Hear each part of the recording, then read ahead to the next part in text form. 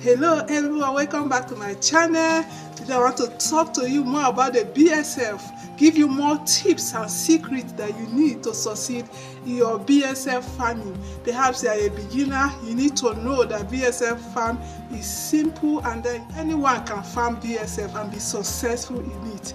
It takes 35 to 40 days for the cycle to be completed. So when you get your egg, you feed your egg for 5 days, change the substrate. That's a new food. The substrate is a new food we are putting in for them. It can be any organic food, it can be your wasted food. That's why BSF farming is more of turning waste into wealth.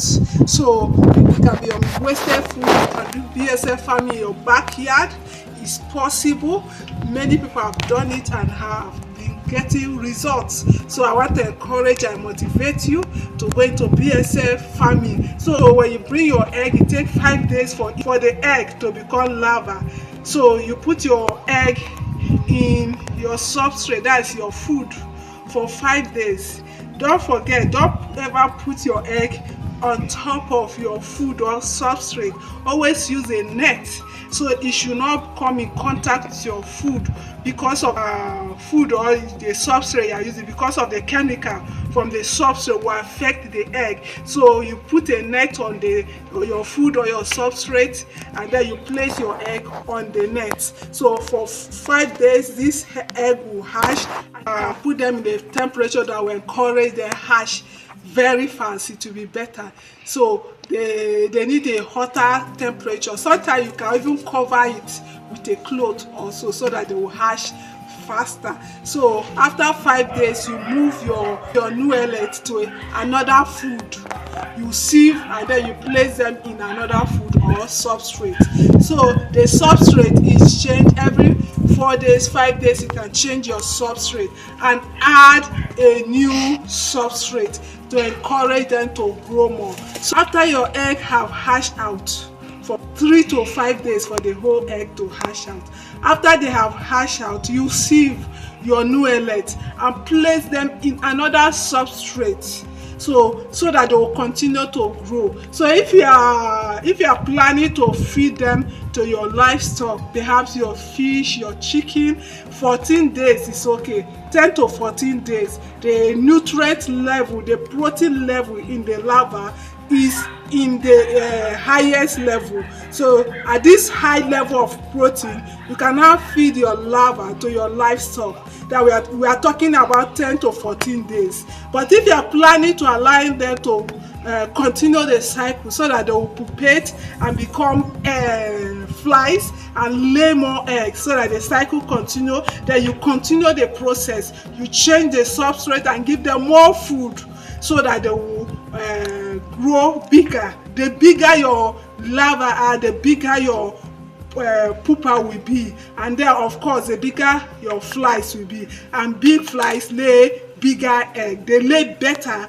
than flies that are not well fed. So you need to understand what you are into. So you should know that you should grow your BSF, multiply it, grow it, so that as your livestock is increasing, so is your BSF is increasing, so that you'll be able to feed your livestock with your BSF. So it's packed with nutrients, over 50% protein, so it's very good. Complement their food with carbohydrate and your livestock will be okay. You can give your livestock 80% of BSF, 70 to 80% of their food can be BSF.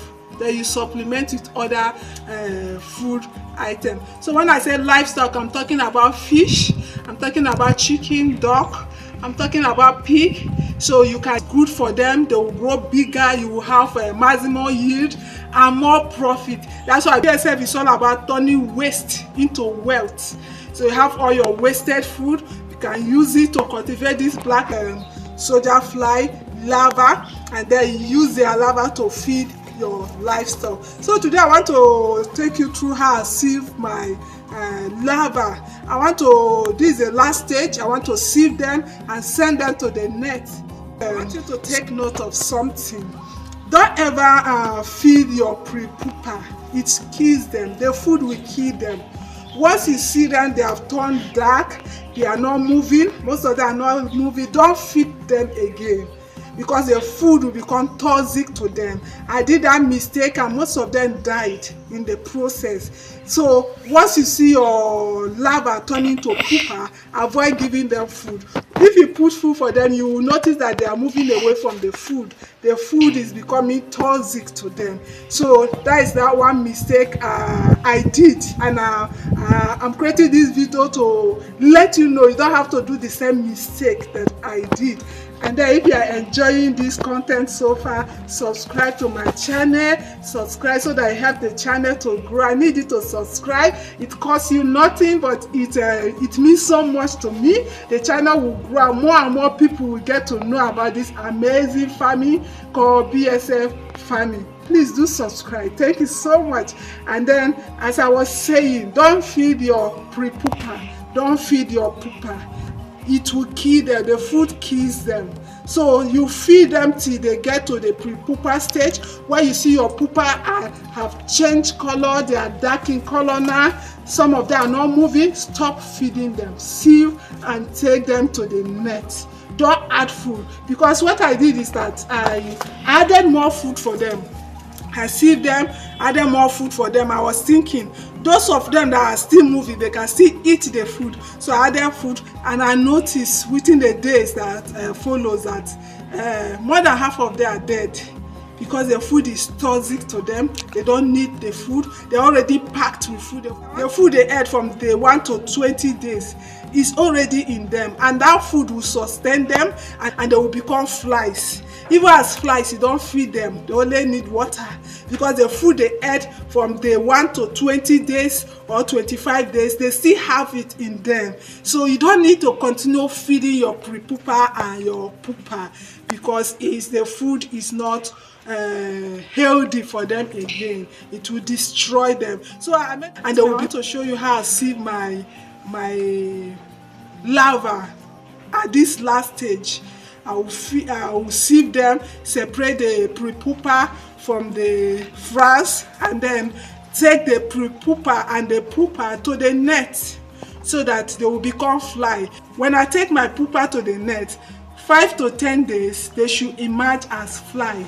So it depends on the temperature, and then the darkness help them to emerge as fly faster.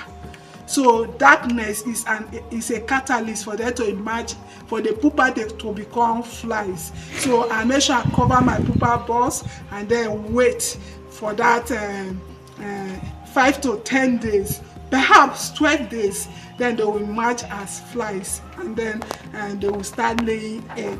So I want to show you how I separate my pupa from the frass, so that I can take the pupa to the net. So that you can see in this container are some of my pre-pupa and my pupa. This is the last stage of the cycle of feeding them. At this stage, I will not feed them again. They are already pupas. So what I will do is that we sieve and remove this food. Then I will take the pupas and the pre-pupas to the net. I don't need to feed them again. So I want to show you how I sieve them to separate the pupas. So this is how I sieve and separate the pupas from the frass. See your substrate in such a way that it will be easy to separate. I'm going to do this till I separate it and I get something like this.